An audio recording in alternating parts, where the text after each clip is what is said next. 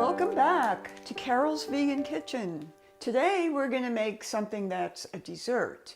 It's called Halvah. Some people call it Halvah.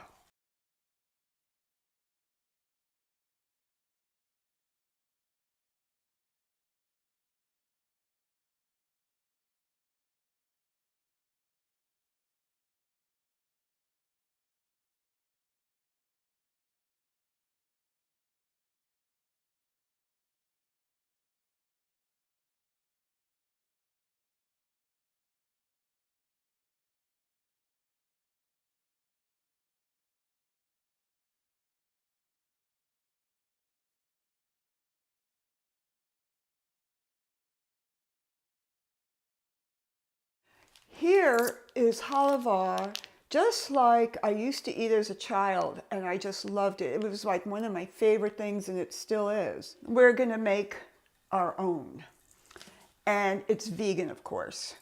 So, which means no animal products. It's anti-inflammatory because it's alkaline and not acidic. So that makes it anti-inflammatory, which is good for your body. And it's not going to be real sweet because I don't do sugars, since sugars of all kinds can cause, feed cancer cells and also cause this inflammation. So I sweeten it a little bit, but I'll be using some maple syrup and some stevia to balance it out. So I'm going to toast a ½ cup of cashew nuts in a toaster oven. And you can also use your regular oven or any other device that will toast nuts. I just toasted the ½ cup of cashew nuts for 3 minutes, and they're very lightly toasted, and I'm adding them to the food processor. Next, I'm going to toast for the same amount of time a ¼ cup of sesame seeds. I just toasted the ¼ cup of sesame seeds. Now I'm adding them to the cashew nuts in the food processor. There's 3/4 cup of tahini. Is that 3/4 cup? I'm going to add that to the food processor. I'm now going to add a teaspoon of vanilla.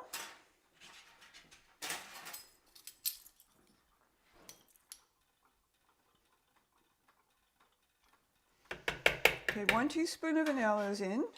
2 tablespoons of maple syrup. That actually might be sweet enough for a lot of people. You can add more if you like, but as I said earlier, sugars can feed cancer cells and cause inflammation, so I limit it. 2 tablespoons of maple syrup. I'm going to add a pinch of salt.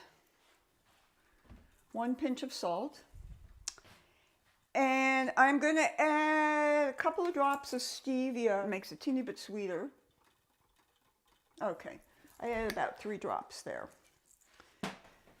Okay, now I'm going to process the entire container in the food processor.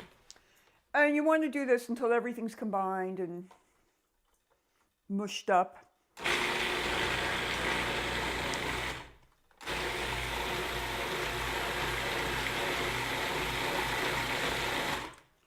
I'm going to scrape down the sides.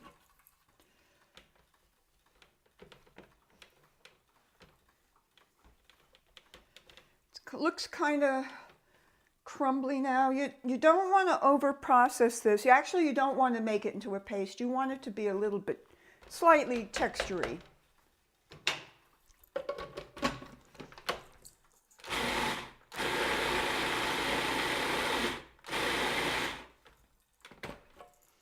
Checking again, so I don't over-process.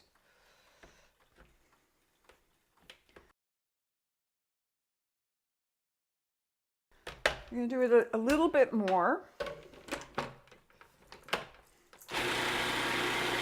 Add some melted chocolate to your mixture in your food processor. I mean, you can't go wrong with chocolate, in my humble opinion, in any dish. Oh, I just finished melting the 1 ounce of dark chocolate with a few pieces of cacao butter. I put the cacao butter in there because I feel like it makes it pour more easily. And I'm taking it over to the food processor and I'm drizzling it. I'm trying to get out as much as you can.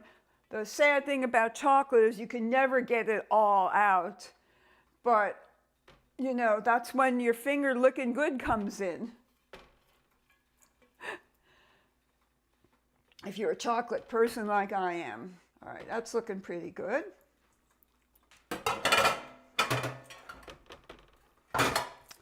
Now I'm going to start the food processor again. I'm just going to hit it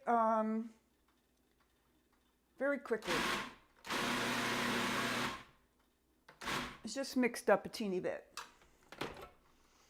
Okay, we're ready for getting to the final stages here.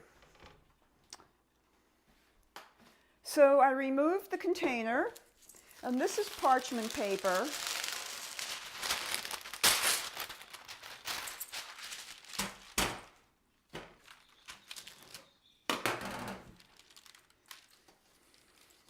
I'm going to pour the contents out onto the parchment paper.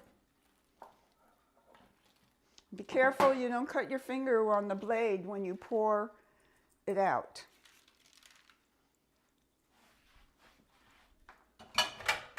Because the blade will fall out too when you turn this container upside down. And I'm going to get out all as much as I can, the rest that's in here. Looks like I have some stuck on the bottom.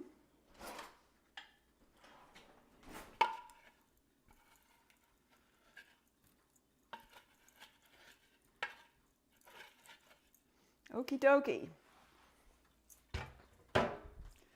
Now this is kind of the fun part.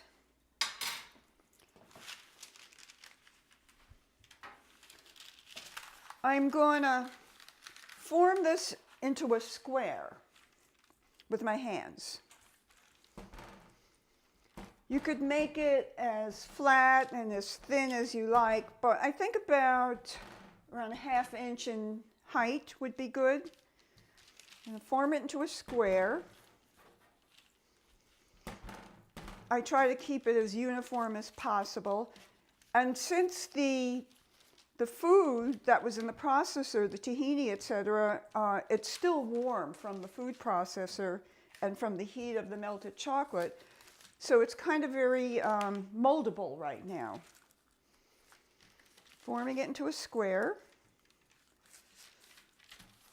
I mean, you can take a knife if you want and make the edges really square, but I'm not that kind of person. So I'm more free form.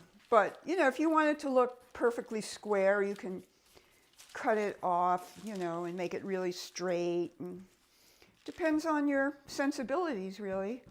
It's all going to taste the same. So now here's part of the fun part. You can decorate your halvah. I have whole cashews. I have some cacao nibs, which are unsweetened cacao, chocolate in other words, and you just make a design on the surface. I also have some goji berries. Now the picture that you see at the beginning of this video doesn't have the goji berries. So I'm decorating our halvah.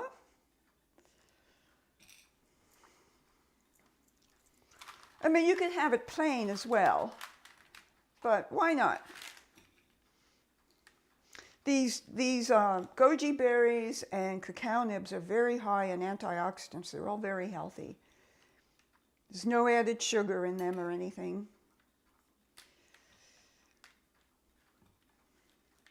So this is a very creative part of the process.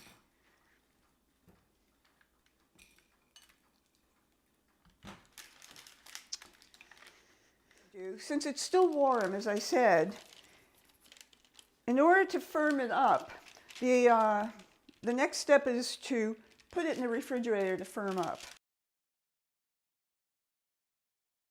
So I'm going to fold this parchment paper And I kind of like press it down with my hand too.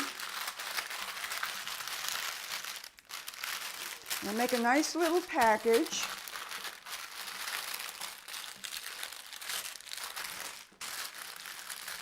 And I'm going to place it in the refrigerator, I don't know, half hour maybe. And after that, you can remove it and cut it into squares and enjoy. So I hope you enjoy halva. It's a healthy dessert. You have your protein from your sesame seeds and your cashew nuts, got your antioxidants, and it's yummy. So enjoy.